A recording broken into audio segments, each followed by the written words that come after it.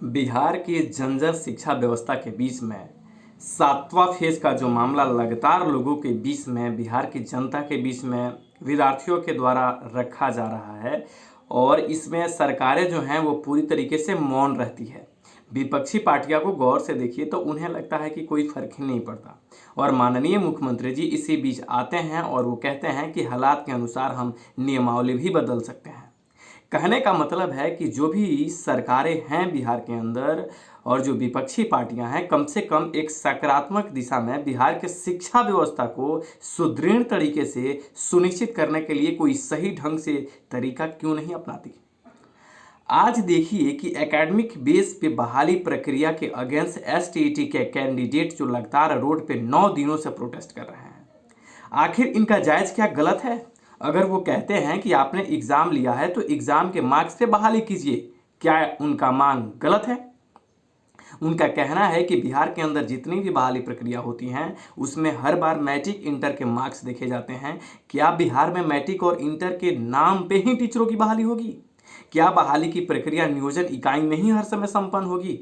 और अगर ये बच्चे आकर के लगातार सरकार के अगेंस्ट एक अपनी सहानुभूति प्रकट करते हुए सरकार को ये समझाना चाहते हैं कि आप जो बिहार के अंदर शिक्षक बहाली प्रक्रिया करते हैं इसमें लाखों खामियां हैं और इन खामियां को कितना गिनाया जाए, क्या ये सिर्फ उन विद्यार्थियों की गलती है या बिहार के पूरे जनता की भी ये गलती है?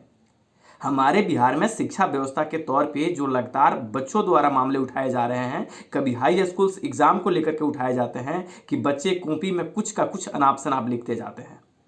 कभी कोई बच्चा आता है और कहता है कि हमारे स्कूल में तो टीचर साहब को ABCD नहीं पता। कोई कहता है कि इंग्लिश में वो अपना नाम तक नहीं लिख पाते और फिर भी सरकार इस पे मौन रहती है।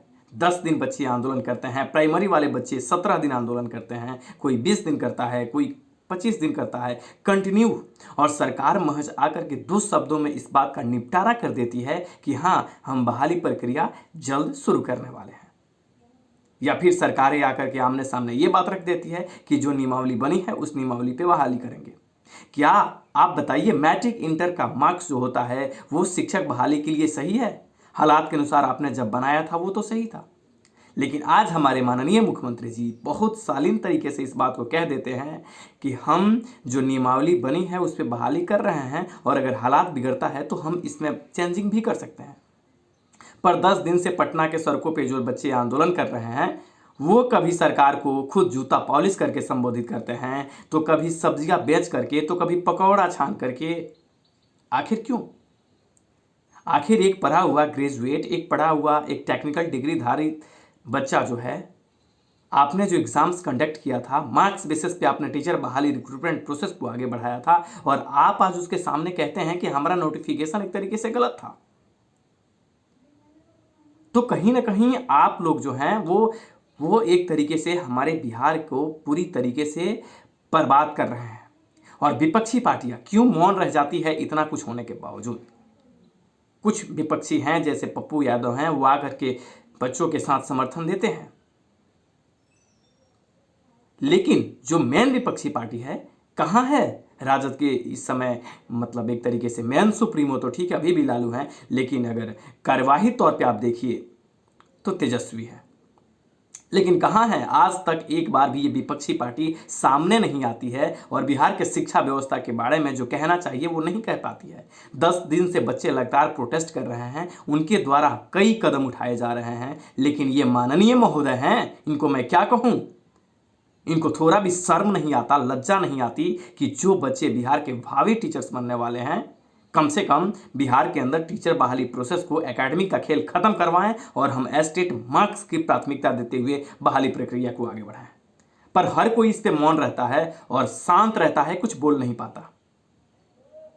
आखिर कहीं ना कहीं माननीय मुख्यमंत्री और माननीय शिक्षा मंत्री आप लोगों को आकर के क्लियर स्टैंड देना चाहिए। अब बच्चों को सिर्फ आप गुमराह मत करो कि हम बहाली प्रक्रिया तो शुरू कर रहे हैं, 6ठा फेज खत्म होने वाला है, 7th फेज जस्ट हम शुरू करने वाले हैं और इसके बाद आपकी 7th फेज की बहाली प्रक्रिया शुरू हो जाएगी। ये चंद पन्नों में लिखा हुआ शब्द और चंद मीडिया कर्मी के द्वारा जो सवाल आपसे पूछे जाते हैं उनके जवाब में कहा गया आपका ये वक्तव्य आप खत्म कीजिए। कम से कम बच्चों के द्वारा जो लगातार सवाल आपसे उठाए जा रहे हैं आप क्लियर कीजिए, बहाली प्रोसेस वो बिहार में बदलिए, ताकि जो सोनू जैसे बच्चे आपके सामने आकर के बिहार की धज्जियां उड़ा रहे हैं, जो देशव्यापी तौर पे धज्जियां उड़ रहा है, कम से कम ऐसे स्टेटमेंट सामने निकल के ना आए। कम से कम इन बच्चों का आप सुनिए, जो बच्चे लगातार कई दिनों से यहाँ आप लोग बहाना बनाते हैं, आकर के मीडिया प्रेस कॉन्फ्रेंस में आते हैं और बहुत आसानी से कहते हैं कि बच्चे खुद दुविधा में हैं। आप कहते हैं कि एसटीईटी मेरिट और नॉट मेरिट का मामला है, मामला को बिगाड़ने वाले आप ही हो ना। और अब तो ये बच्चे जो 10 दिन से आंदोलन करते हैं, ये तो मेरिट और नॉट मेरिट की बात भी नहीं करते। ये कहते हैं कि बिहार में अच्छे शिक्षक बहाल करने के लिए तुम एसटीईटी मार्क्स पे बहाली करो। अब यहाँ तो मेरिट की भी बात नहीं है, यहाँ तो एस्टेट नंबर जो होते हैं एक एग्जाम्स में, एक कॉम्पिटिटिव एग्जाम्स में जो नंबर की वैधता होती है, जो नंबर का प्राथमिकता दी जाती है, उस पर बात की जा रही है। लेकिन आप मौन रहते हो। माननीय हमारे सीएम साहब, आपको आकर के इस पे क्लियर स्टैंड अप कर देनी चाहिए। आप सिर्फ इंडिकेशन देने से अब काम नहीं चलने वाला है। ये बच्चे का जो प्रोटेस्ट अब चल रहा है ये कंटिन्यू चलेगा, लेकिन आपको आकर के जवाब देनी चाहिए। शिक्षा मंत्री मौन मत रहिए। अब आपको आकर के जवाब देना होगा कि बहाली प्रोसेस में बिहार के अंदर कोई भी बहाली होगी, सिर्फ एकेडमिक बेस पे बहाली नहीं होगी, माध्यमिक की कंप्लीट बहाली प्रोसेस एस्टेट मार्क्स पे ही होनी चाहिए।